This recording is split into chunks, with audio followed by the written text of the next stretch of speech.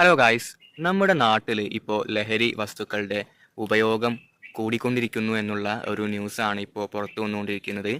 ഞാനിതിന് മുന്നേ തന്നെ എൻ്റെ യൂട്യൂബ് വീഡിയോസിലും കാര്യങ്ങളിലൊക്കെ ഈ ചാനലിൽ തന്നെയുള്ള എൻ്റെ മുൻ വീഡിയോസിലൊക്കെ ഞാൻ ഈ ഒരു കാര്യം പറഞ്ഞിട്ടുണ്ട്. എൻ്റെ വീഡിയോ സ്കിപ്പ് ചെയ്യാതെ മുഴുവനും കാണുന്ന ആൾക്കാർക്ക് അതറിയായിരിക്കും. അപ്പോൾ അതുമാത്രമല്ല, ഇന്ന് ഞാൻ 24 ന്യൂസിലൊരു ന്യൂസ് കേട്ടു. അതായത് ഒരു ഒരു ടീനേജ്, അതായത് ഒരു 13 വയസ്സ് മുതൽ 19 വയസ്സ് വരെയാണ് ടീനേജ് എന്ന് പറയുന്നത്. അതും അതിനുശേഷം ഒരു 30 വയസ്സ് വരെയുള്ള ആളുകൾക്കിടയിലാണ് ഇത്തരത്തിൽ കൂടുതലായിട്ട് മയക്കുമരുന്ന് ഉപയോഗം നടക്കുന്നത്. അവരെയാണ് ഇതിലൊക്കെ കൂടുതലായിട്ട് അറസ്റ്റ് ചെയ്യുന്നത് എന്നുള്ള ന്യൂസാണ് ഇപ്പോൾ ഇന്ന് 24 ന്യൂസിൽ ഞാൻ കണ്ടത്. ഇതും ഞാൻ ഇതിന് മുന്നേത്തെ എൻ്റെ വീഡിയോകളിലൊക്കെ പറഞ്ഞിട്ടുള്ള കാര്യമാണ്. കൂടുതൽ ആളുകളും ഇത്തരത്തിൽ ടീനേജും അതേപോലെ തന്നെ യൂത്ത് ആയിട്ടുള്ള ആൾക്കാരൊക്കെ ഇത്തരത്തിൽ ഇതിൻ്റെയൊക്കെ ലഹരി വസ്തുക്കളുടെയൊക്കെ ഉപയോഗം മൂലം അവരൊക്കെ കൂടുതലായിട്ടും ഈ ഒരു ലഹരിയുടെ പേരിലും അല്ലാതെ ഇത് ഉപയോഗിച്ചതിൻ്റെ പേരിൽ പല രീതിയിലുള്ള കുറ്റകൃത്യങ്ങൾ ചെയ്തിട്ടൊക്കെ അവർ കൂടുതലായിട്ടും കേസുകളിൽ പ്രതിയാവുന്നു എന്നുള്ള കാര്യവും ഞാനിതിന് മുന്നേ തന്നെ മുൻ വീഡിയോകളിലൊക്കെ പറഞ്ഞതാണ്. ഏത് വിധേനയും ഇത് ഇല്ലാതാക്കുക എന്നുള്ളതാണ് നമ്മൾ ചെയ്യേണ്ടത്. അതായത് നമ്മുടെ നാട്ടിലെ വരും തലമുറയെ ഇല്ലാതാക്കുന്ന ഒരു വലിയ വിപത്താണ് ഈ മയക്കുമരുന്ന് എന്ന് പറയുന്നത്. പ്രധാനമായിട്ടും ഇതിന് പിന്നിൽ പ്രവർത്തിക്കുന്നത് ഒരു വലിയ സംഘമാണ്. ഇതൊരു വലിയ നെറ്റ്വർക്കാണ്. നെറ്റ് എന്ന് പറഞ്ഞാൽ നമ്മൾ സാധാരണ വല എന്നാണ് അങ്ങനെ ഒരു അർത്ഥം കൂടി അതിനുണ്ട്. അപ്പോൾ ഈ ഒരു വലയിലേക്ക് ചെന്ന് ചാടാതിരിക്കുക എന്നുള്ളതാണ് നമ്മൾ ആദ്യം ചെയ്യേണ്ട കാര്യം. അതായത് ആദ്യമായിട്ട് പറയുകയാണെങ്കിൽ നമ്മൾ ഓരോ വ്യക്തിയുടെയും ഒരു പ്രൈമറി ഇൻസ്റ്റിറ്റ്യൂഷൻ എന്ന് പറയുന്നത് അവൻ്റെ വീട് തന്നെയാണ്. അതായത് നമ്മുടെ വീട്ടിലെ നമ്മുടെ മകൻ അല്ലെങ്കിൽ നമ്മുടെ മകൾ ഇത്തരത്തിലുള്ള ഒരു കാര്യം ചെയ്യുന്നില്ല എന്ന് നെഞ്ചിൽ കൈവച്ച് ഉറപ്പിച്ച് പറയാൻ ഒരു രക്ഷകർത്താവിന് അല്ലെങ്കിൽ പാരൻസിന്, അച്ഛനും അമ്മയ്ക്കും സാധിക്കണമെന്നുള്ളതാണ്.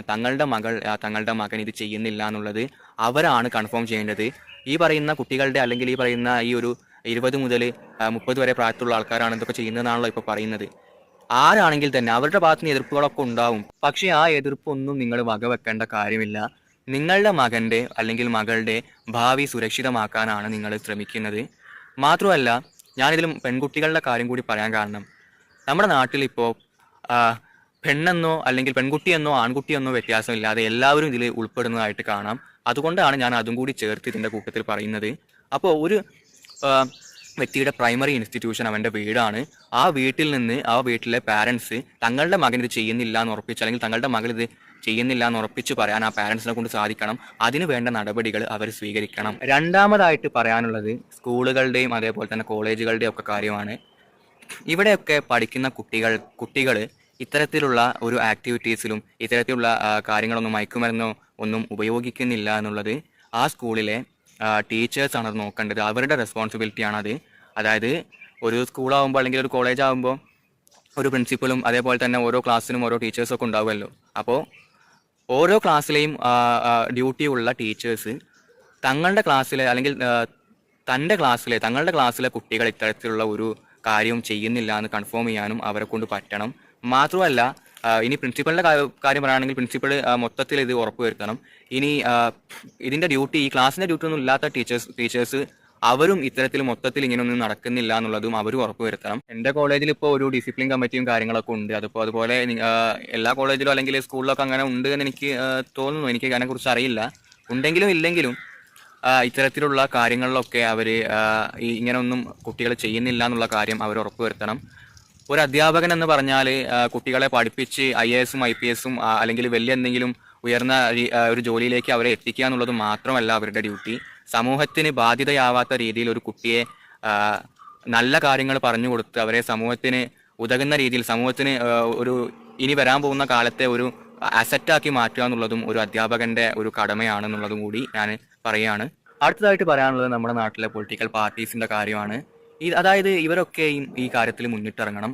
ഒരു തരത്തിലുള്ള പാർട്ടിപരമായിട്ടുള്ള വേർതിരിവൊന്നും നോക്കാതെ ഇവരെല്ലാവരും ഈ ഒരു കാര്യത്തിൽ ഒറ്റക്കെട്ടായിട്ട് പ്രവർത്തിക്കണമെന്നുള്ളതാണ് ഇവരോട് എനിക്ക് പറയാനുള്ളത്. മാത്രമല്ല, പിന്നെ പറയാനുള്ള റിലീജിയനാണ്, മതം. അതായത് എല്ലാ മതങ്ങളും ഇതിനൊക്കെ എതിർക്കുന്നുണ്ട് എന്നുള്ളതാണ് നമുക്ക് അറിയാൻ കഴിയുന്നത്, അല്ല മനസ്സിലാക്കാൻ കഴിയുന്നത്. അപ്പോൾ ഏതെങ്കിലും തരത്തിൽ ഇവരെ നിങ്ങൾക്ക് ഇൻഫ്ലുവൻസ് ചെയ്യാൻ കഴിയും, ഇങ്ങനെ ഒരു കാര്യം ചെയ്യാൻ പാടില്ല എന്നുള്ള രീതിയിൽ നിങ്ങൾക്ക് ഇവരെ ഇൻഫ്ലുവൻസ് ചെയ്യാൻ കഴിയുമെങ്കിൽ അതിന് നിങ്ങൾ ശ്രമിക്കുക. അതിന് വലിയ ചാൻസ് ഒന്നുമില്ല. എല്ലാം മതവും കാര്യങ്ങളൊക്കെ അറിയാവുന്നവരാണല്ലോ ഈ തെറ്റൊക്കെ ചെയ്യുന്നത്. അതുകൊണ്ട് പിന്നെ പറയാനുള്ളത് ഇതേപോലത്തുള്ള സോഷ്യൽ മീഡിയ പോലത്തെ കാര്യങ്ങളാണ്. ന്യൂസ് ചാനലൊക്കെ ഇപ്പോൾ റിപ്പോർട്ടർ TV എന്ന് പറയുന്ന ചാനൽ എന്തോ ഒരു ക്യാമ്പയിനൊക്കെ തുടങ്ങിയെന്ന് പറയുന്നു. അതേപോലെ തന്നെ സോഷ്യൽ മീഡിയയിലൊക്കെ ഇത്തരത്തിലുള്ള കാര്യങ്ങൾ കൊണ്ടുവന്ന് പൊതുസമൂഹത്തിലേക്ക് അതൊക്കെ എത്തിക്കുക എന്നുള്ളതാണ് എന്നെപ്പോലെ ഞാനൊക്കെ ലക്ഷ്യം ഇടുന്നത് എന്നുള്ളതാണ്. അപ്പോൾ ഇത്തരത്തിലുള്ള വീഡിയോസൊക്കെ നമ്മുടെ കുട്ടികൾ എത്രത്തോളം ഒരു ടീനേജ് ലെവലിലുള്ള കുട്ടികളുടെ കാര്യമാണ് ഞാൻ പറഞ്ഞത്. അവരൊക്കെ ഇതൊക്കെ കാണുമെന്നുള്ളതൊന്നും നമുക്കറിയില്ല. എന്നിരുന്നാൽ പോലും നമ്മൾ അതിനൊക്കെ ശ്രമിക്കുന്നു എന്നുള്ളതാണ്. അവരൊക്കെ ഒരിക്കലും ഇത്തരത്തിലുള്ള വീഡിയോസ് ഒന്നും കാണില്ല എന്നുള്ളതാണ്. ഇത്രയും നേരം ഞാൻ പറഞ്ഞത് സമൂഹത്തിലെ ഓരോ വിഭാഗത്തെയും കുറിച്ചാണ്. അതല്ലെങ്കിൽ സമൂഹത്തിന്റെ ഓരോ ഭാഗത്തെയും കുറിച്ചാണ്. അവരെങ്ങനെ ഈ ഒരു കാര്യത്തെ സമീപിക്കണം എന്നുള്ളതാണ്. ഇനി നമ്മൾ ഇതൊക്കെ ചേർന്നതാണ് സമൂഹം.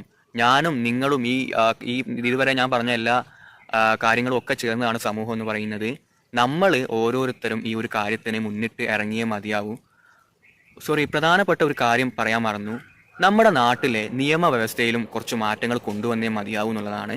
അതെനിക്ക് ഇപ്പോഴാണ് ഓർമ്മ വന്നത്. അതുകൊണ്ടാണ് ഞാനിതിപ്പോൾ പറയുന്നത്. അതായത് നമ്മുടെ നാട്ടിലിപ്പോൾ എൻ്റെ നാട്ടിലൊരു കാര്യം ഞാൻ പറയാം. ഈ ഒരു കേസിൽ അറസ്റ്റ് ചെയ്യുന്നു, കുറച്ച് മാസം അവൻ ജയിലിൽ കിടക്കുന്നു, അവൻ പുറത്തിറങ്ങുന്നു, അവൻ വീണ്ടും ഇതേ കാര്യം വീണ്ടും ചെയ്യുന്നു, വീണ്ടും അകത്താവുന്നു, വീണ്ടും പുറത്തു വരുന്നു. ഇത് തന്നെ റിപ്പീറ്റാണ്. അപ്പോൾ ഈ ഒരു കാര്യത്തിൽ ഒരു നല്ല ശക്തമായ രീതിയിലുള്ള ഒരു നിയമ സംവിധാനം നമ്മുടെ നാട്ടിൽ കൊണ്ടുവരണം. റിജിഡായിട്ടുള്ള നിയമ സംവിധാനം നമ്മുടെ നാട്ടിൽ കൊണ്ടുവരണം എന്നുള്ളതാണ്. ഇതിനൊക്കെ ശക്തമായ പണിഷ്മെന്റ് കിട്ടിയാൽ മാത്രമേ ഇവരൊക്കെ ഇതിൽ നിന്ന് വിട്ടുനിൽക്കുമെന്നും നമുക്ക് വലിയ പ്രതീക്ഷയൊന്നുമില്ല. എന്നാലും ചിലർക്കെങ്കിലും ഒരു പേടി ഉണ്ടാക്കി കഴിഞ്ഞാൽ അവരൊക്കെ ആ തെറ്റിൽ നിന്ന് മാറി നിന്ന് കഴിഞ്ഞാൽ അത് വലിയൊരു നേട്ടമല്ലേ. ഇനി നേരത്തെ പറഞ്ഞ കാര്യത്തിലേക്ക് തന്നെ തിരിച്ചു വരാം. ഓരോ സ്ഥലത്തെയും സാഹചര്യവും അനുസരിച്ച് ഓരോ സ്ഥലത്തെയും ആളുകൾ ഈ ഒരു കാര്യത്തിൽ വേണ്ട രീതിയിലുള്ള കാര്യങ്ങൾ ചെയ്യണം. അവിടുത്തെ ലോക്കൽ ഗവൺമെന്റ് ഒക്കെ ഉണ്ടാവുമല്ലോ. അപ്പോൾ അവരുടെ ഒക്കെ ഒരു സഹകരണത്തിൽ നിങ്ങൾ വേണ്ട കാര്യം ഇതിനു വേണ്ടി ചെയ്യണം എന്നുള്ളതാണ്. കൂടുതൽ ആൾക്കാർ ഓപ്റ്റ് ചെയ്യുന്നത് ഈ ബോധവൽക്കരണ ക്ലാസ് പോലത്തെ ക്ലാസ്സുകളൊക്കെ ആവും. അതൊക്കെ കേട്ടിട്ട് ഇവർ നന്നാവും എന്നുള്ളതൊന്നും വലിയ ഉറപ്പും കാര്യങ്ങളൊന്നും ഇല്ല. ഇതൊക്കെ കേട്ടവരൊക്കെ ആയിരിക്കാണ് ഒരു പക്ഷേ ഇതൊക്കെ ഉപയോഗിക്കുന്നത്. അതുപോലെ തന്നെ ഇവിടെ അടുത്ത് ഞാനൊരു ന്യൂസ് കേട്ടു. സ്ഥിരമായിട്ട് MDMA ഉപയോഗിക്കുന്ന ഒരുത്തൻ അവനിത് കിട്ടാതെ വന്നപ്പോൾ അവൻ്റെ ഉമ്മയെയും അനിയത്തിയെയും മർദ്ദിക്കുകയും ഇത് തടയാൻ വന്ന അനിയത്തി ആദ്യമായി ഈ മർദ്ദനം കൊണ്ട് ഓടി. പിന്നെ ഉമ്മയെ അടിക്കുന്നത് കണ്ട് അത് തടയാൻ വന്ന ഒരു അയൽവാസിയായിട്ടുള്ള ഒരു സ്ത്രീയെയും ഇവൻ മർദ്ദിച്ചു എന്നുള്ളതാണ്. അവസാനം ഇവനെ നാട്ടുകാർ കൊണ്ടുപോയി ഡി-അഡിക്ഷൻ സെന്ററിലേക്ക് കൊണ്ടുപോയി ആക്കി എന്നുള്ളതുമാണ് ഈ ഒരു ന്യൂസിൽ പറയുന്നത്. അപ്പോൾ ഞാൻ നേരത്തെ പറഞ്ഞു ഇതൊരു വലിയ നെറ്റ്വർക്ക് ആണെന്നുള്ള കാര്യം.